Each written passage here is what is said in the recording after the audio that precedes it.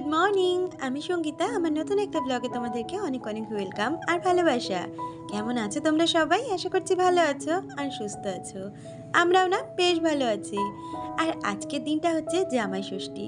সেই কারণে অনেকটা সকাল থেকে আজকে দিনটা শুরু করে দিয়েছি। আর এখন সকালবেলা যে বাসি কাজকর্মগুলো থাকে সেগুলো আগে সেরে নিচ্ছি।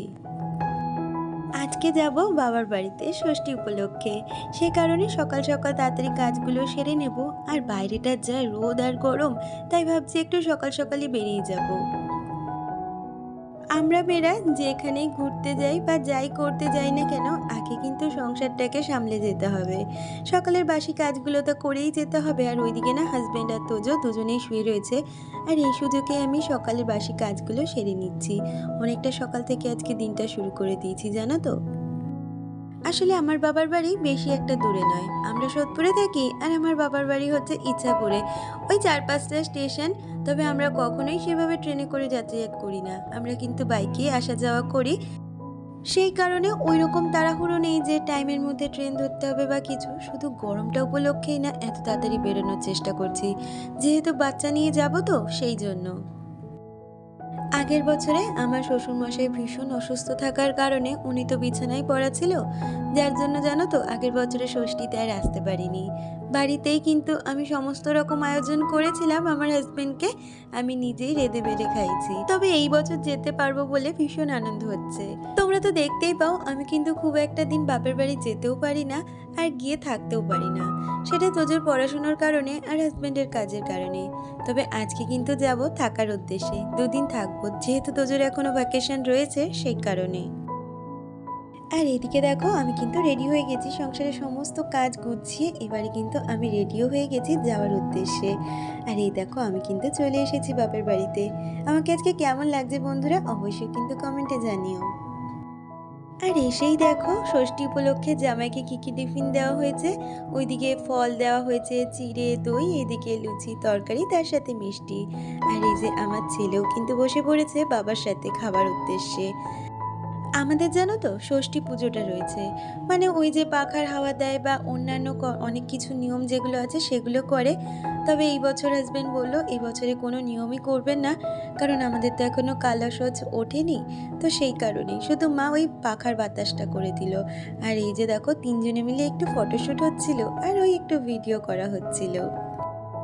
আর আমরা আসার সময় যে আম, লিচু, কলাগুলো এনেছি সেগুলোই একটু গুছিয়ে গাছিয়ে রেখে দিচ্ছি। আসলে কি বলতো এই বাড়িতে তো মা একাই, সংসারটা পুরো মাকেই সামলাতে হয়। আর সেই জন্য কিন্তু আমি মায়ের হাতে হাতে একটু গুছিয়ে গাছিয়ে দিই।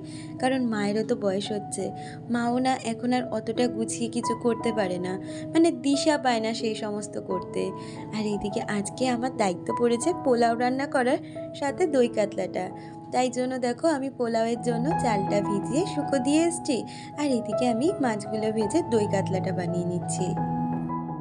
প্রতিদিন তোমরা আমার থেকে আমার সংসারের কাজকর্ম করার ভিডিও পাও, সেটা তোমরা খুব ভালোবাসার সাথে দেখো, আমিও জানি।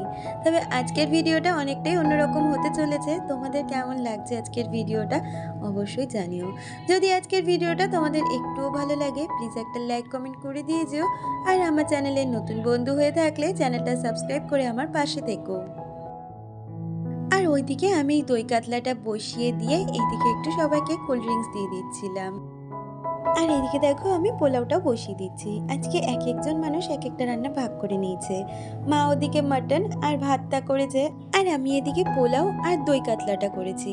আসলে কি বলতো মায়ের তো বয়স হয়েছে আর এই গরমের মধ্যে আমরা যদি কাজগুলো একে অপরে ভাগ করে নিতে পারি তাহলে কিন্তু কাজগুলো করতে কারোরই খুব একটা কষ্ট হয় না। আর এইদিকে দেখো সমস্ত রান্না হয়ে গেছে আর আমি এখন সব কিছু সুন্দরভাবে গুছিয়ে দিচ্ছি। তারপরেই হাজবেন্ডকে মা খেতে দিয়ে দেবে। আর আজকের মেনুতে দেখো ছিল সাদা ভাত, সাথে পোলাও, তার সাথে ৫ রকমের ভাজা, মাছের মাথা, দই কাতলা, মিষ্টি, ফল, মাটন আর তার সাথে ছিল কোল্ড ড্রিঙ্কস। আর এইসব দেখে তোজো তো ভীষণ এক্সাইটেড ছিল। ও বলছে যে আমাকে কেন গুছিয়ে দেওয়া হচ্ছে না। ওকেও গুছিয়ে দেওয়া হয়েছিল, তবে ও বাবার সাথেই আজকে বসবে। আর এই দেখো মেনুগুলো তোমাদের একটু ভালো করে দেখিয়ে দিচ্ছি। আসলে কি বলতো এরকম ধরনের ব্লগগুলো হচ্ছে আমার কাছে কিন্তু একটা মূল্যবান স্মৃতি। মানুষের কখন কী পরিস্থিতি আসবে আমরা কিন্তু কেউ বলে দিতে পারি না। এই বছর হয়তো ষষ্ঠীতে আসতে পেরেছি, সামনের বছর হয়তো কোনো কারণে আসতে নাও পারি, যেমনটা আগের বছর আসতে পারিনি। তো এই জিনিসগুলো যদি পরবর্তী সময় দেখতে পারি, নিজেরও কিন্তু বেশ ভালো লাগা থাকে। আর এদিকে দেখো তোজও বসে পড়েছে খেতে, আর ওদিকে হাজবেন্ড খাচ্ছে। আর এদের সাথে আজকে বাবাকে আর দুষ্টুকেও দিয়ে দিয়েছি। তারপর শেষের দিকে আমি আর মা বসবো। তবে আজকের দিনটা কিন্তু খাওয়া দাওয়া মজা করে বেশ ভালোই গেল। আর জানো তো হাজবেন্ড আবার বিকালবেলা বেরিয়ে যাবে, কারণ ওর একটা এমার্জেন্সি কাজ পড়ে গেছে, কালকে সকাল সকাল তাকে বেরোতে হবে। তাই ও আর আজকে থাকতে পারবে না, ও বেরিয়ে যাবে। বাবা আবার বিকালবেলা আমাদের সবার জন্য আইসক্রিম নিয়ে এসেছিল, আর এখন দেখো বসে বসে আইসক্রিমটা এনজয় করছি। আর তারপরে কি ঘটনা ঘটলো জানো তো, আমার তোজো সেই কান্নাকাটি জুড়লো। ও জানো তো আমাকে ছাড়া থাকতে পারবে, কিন্তু ও ওর বাবাকে ছাড়া থাকতে পারে না। শোয়ার সময় অন্তত ওর বাবাকে লাগবেই। আর এই দেখো কান্নাকাটি করে ভাসিয়ে দিচ্ছে বাবার কাছে যাবে বলে। এই কারণেই না আরও কোথাও যেতে পারি না তোজোকে একা নিয়ে। আবারও দেখা হচ্ছে পরের দিন সকালবেলা। সকালবেলা না আমি এই কাঁঠাল ছাড়িয়ে নিচ্ছি। বাবা আমার জন্য বিশাল বড় একটা কাঁঠাল এনেছে। আমি কাঁঠালটা খেতে বেশ ভালোই বাসি সেই কারণে। তবে আমাদের বাড়িতে না আনা হয় না কাঁঠাল, জানো তো, কেউ খায় না আমার শ্বশুর বাড়িতে। তাই একার জন্য আর এত বড় কাঁঠাল এনে কী করবে, তাই বাবার বাড়িতে গেলে বাবা নিয়ে আসে কাঁঠাল। আর ওইদিকে মায়ের বেশ কিছু জামা কাপড় ছিল, যেগুলো ওয়াশিং মেশিনে কাচতে বসিয়ে দিয়েছি। আর এখন দেখো আমি এই বিছানার চাদরটা চেঞ্জ করে নিচ্ছি। আসলে কি জানো তো, আমি না বাপের বাড়িতে এসে কখনোই পায়ের উপর পা তুলে বসে থাকি না। চেষ্টা করি মায়ের হাতে হাতে যতটা পারি হেল্প করে দেওয়ার। কারণ মায়ের তো অনেকটাই বয়স হয়ে গেছে, আর এই বয়সে তো মা অতটা কাজ করতে পারে না। তবুও যে একটা সংসারকে সামলাচ্ছে এটাই অনেক। এই বয়সে কি আর মায়ের সংসার সামলানো, বাচ্চা সামলানোর কাজ? কিন্তু কি বলতো, মায়ের ভাগ্যটাই খারাপ যে এখনো এই বয়সে দাঁড়িয়ে একটা গোটা সংসার সামলাচ্ছে, সাথে একটা বাচ্চা মানুষ করছে। আমাদের দুষ্টুকে বলতে পারো ছোট থেকে আমার মা বাবাই মানুষ করে গেল। তার আর মা কোথায়? বাবা আছে।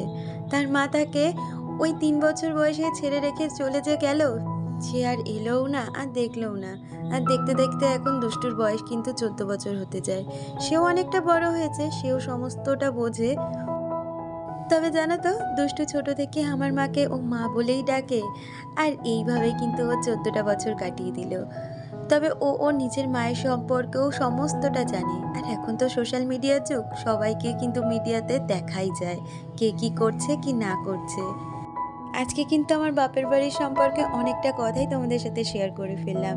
আর কথা বলতে বলতে আমার বিছানাটাও সুন্দরভাবে গোছানো হয়ে গেছে। আর এটা হচ্ছে সন্ধ্যাবেলা বাবা আবার আমাদের এই ডগিটার জন্য এনেছিল একটা আইসক্রিম। এই ডেলি জানো তো একটা করে আইসক্রিম খায়। আর ওকে আমি ভালোবেসে চুন্নুমুন্নু বলে ডাকি। আর এদিকে দেখো বাবা রাত্রে একটা সুন্দর রেসিপি রান্না করেছিল ডিম আর আলু দিয়ে। খেতে কিন্তু দুর্দান্ত হয়েছিল। তবে কি জানো তো, বাড়ির মতন না এখানে আর গুছিয়ে সেইভাবে ভিডিও করা হচ্ছে না। তবুও যতটা পেরেছি তোমাদের সাথে ভিডিওগুলো শেয়ার করার চেষ্টা করেছি। তাহলে বন্ধুরা আজকের ভিডিওটা এই পর্যন্তই রাখছি। দেখা হচ্ছে পরবর্তী ভিডিওতে। ততক্ষণ তোমরা ভালো থেকো, সুস্থ থেকো।